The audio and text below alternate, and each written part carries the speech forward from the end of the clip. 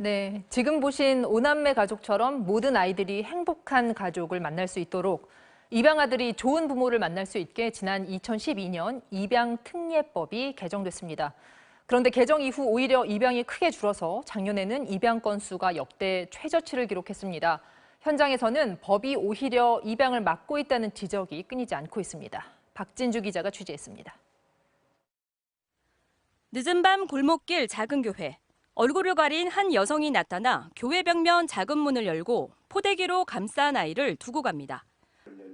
베이비박스, 화장실에 길가에 버려지는 영아유기를 막기 위해 10년 전 도입됐습니다.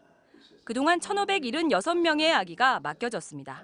출생신고를 할 수 없는 아이들만 이게 오는 거예요. 그리고 이제 10대 아이들, 그리고 외도로 태어난 아이들, 그리고 강간사건이나 건친사건. 아이를 두고 간 엄마 10명 중 6명은 미혼모였습니다. 호적에 아기를 올려야 한다는 말에 너무 무섭고 그럴 수 없어서 출생신고를 하지 않으면 입양조차 안 돼서 너무 사랑하지만 미안하지만 이 방법밖에 없었다는 미혼모들이 남긴 편지들. 지난 2012년 입양특례법이 개정되면서 친부모가 실명으로 출생신고를 해야만 입양이 가능해졌습니다. 그렇다 보니 아이를 직접 키울 수 없는 미혼모 입장에선 베이비박스가 사실상 유일한 대안인 겁니다. 법 개정 뒤 베이비박스에 맡겨지는 아이는 3배 가까이 늘었습니다. 그전에는 신고만 하면 됐었는데 입양기관에서 지금은 법원에 가서 DNA 검사가 이루어져야 됩니다. 그 법원에서 출생신고가 되는 거예요. 입양 절차도 까다로워졌습니다. 양부모의 소득과 직업, 건강 등을 따져 가정법원의 허가를 받아야만 입양이 가능합니다. 한 1년 6개월 정도 걸렸는데 아직 저희가 완료가 된 게 아니고요.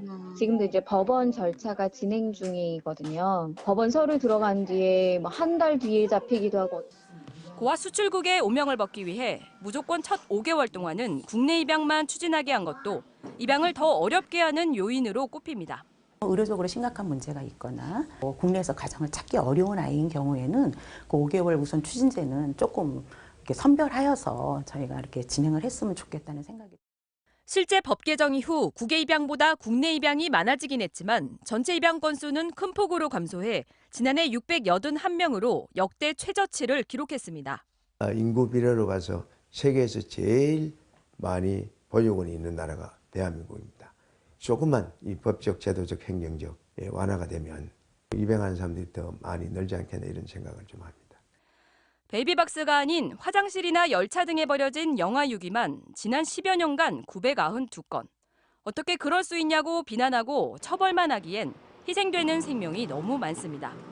지금 국회에는 출생신고와 입양 과정을 더 강화하는 내용의 개정안이 나와 있는데 이런 현실에서 과연 이 법이 아이들의 생명과 권익을 지켜줄 것인지 찬반 논란이 거센 상황입니다. MBC 뉴스 박진주입니다.